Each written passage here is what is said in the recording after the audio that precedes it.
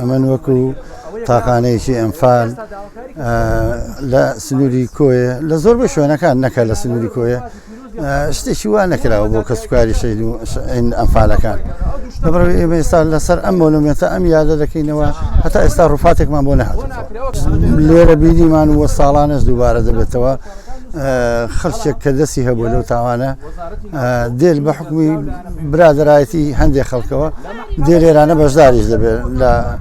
لە یادەکان و ڕادەوەستێ وەڵا بە تاکید ئێمە هەست بەو حاڵە دەرونی ناخۆشە دەکەین کە ئەو ڕۆژی ئەنفال دەکراین ئەو ڕۆژەمان بەبی دێرزەوە یەکسەر خانەوادەکەمان 37 کەسمان ئەنفالە لە یەک سەرسی یەک سفرەکەنانمان دەخوات 11 کەسمان ئەنفالە هەر لە ماڵی خۆمان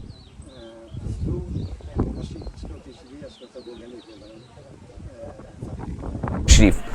حکومە لەو ڕۆ سەتاسەد بێ کەمتەر خەمە هەر جوابی داواکارەکانی مەیان نەداوە بەڵام ساڵانە دێ لێرە برینی کەسوکارەکانمان دەکولێنەوە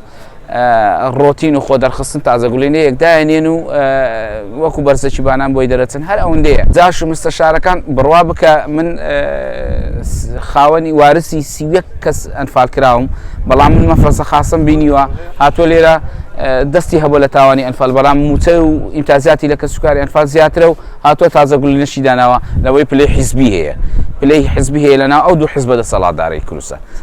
موچەیان قەنەعات بکە موچیان لە موچەیمە باشترە و خزمەتیان لە خزمەتی کەسوکاری ئەنفالکراوەکان باشترە لەو سنوور بڕوا دەکەی من ئێستا ئەنفالکردنی ئازیزانمان بە سەبەبکاری ڕئیسی یەکێتی پارتی دەزانم لەبەرەوەی ئەگەر ئەوان سەرەتا پیلانیان هەبایە و ڕێک و پێک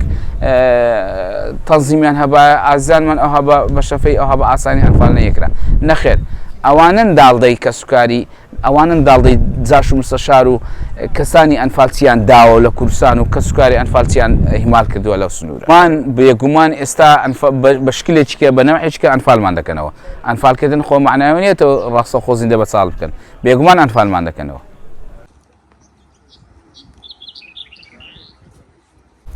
بەڵێ دیارە ئێمە کۆڕێکخراوی کۆژان چەند ساڵێکە دامزراوین بۆ پرز لە کەسوکاری شید و ئەنفال بەڵام بەداخەوە نەک هەر هەندێک شتمان بۆ ناکرێت بەر هەندێک شت هەیە چاپۆشی لێ دەکرێت ئێمە مەبەستمان چەند مەبەستێکمان هەیە لە ڕێکخراوەکە هەموو کەسوکاری شید و ئەنفال وەکو ئەنفال بە تایبەت ئەوڕۆکە لە میادە پیرۆزەدا دەمەوێت باسی بکەین ئەو جاسو مستەشارانەی کە دەستیان هەبوو لە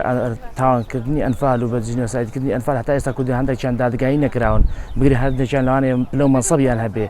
یاخود ئێمە هەندێک کەس وەکوونەوەی ئەنفال کە خوێندنمان تەواو کرد و هەتا ئێستا تعین نەکراوین یان دانەمەزراوین لە دام و دەستگاکاندا ئەوەش بە بگوێری کات و بەوەی کات ئێمە تەمەنەکەی دەڕوا دواتر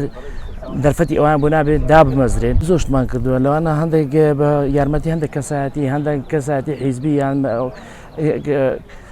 ئەوە ئێمە خولی درمانمان پێ کردوتەوە خولی فۆتۆگرافەرمان کردوتەوە هەندێک خولمان کردوتەوە بۆ ئافرەتان بۆ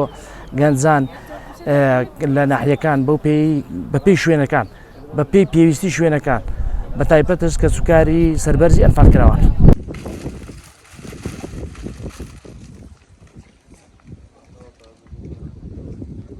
بەڕێوەدەچێت کە بە پیرۆزکردنی ئەنفالە و ڕێزگرتنە لە ڕۆحی پاچی ئەنفالکراوەکان ڕێزگرتنە لە کەسوکاری سەربەرز خۆشبەختانە پارچەیەک زەویان پێدراوە هەروار سەرچی ئەنفالکراوە بڕ 27 ملیۆنی پێدراوە کە دەتوانم بڵم کۆیە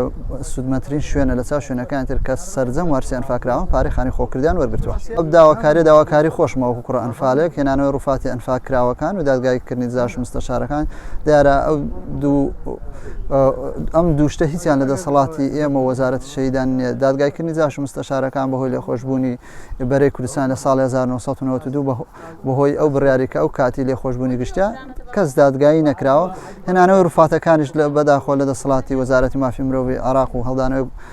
تیمی گۆڕە بە کۆمەڵەکانە ئێمەش وەکو کەسوکاری ئەنفالکراوان داوا دەکەین کە ڕووفاتەکانمان بۆ بگەڕێنێتەوە شوێنی ئازیزانمان بەداخەوە ئەو برادەرە کە باسی کرد منیش لە دژی ئەو شتم ئەگەر شتی وە ڕوویدا بێت یەکێک بەشداری لە شاڵای ئەنفال کرد بێ و خەڵکی گرت پێ لێرکانە بەشداری کرد بێت جێگەی خوڵم نیە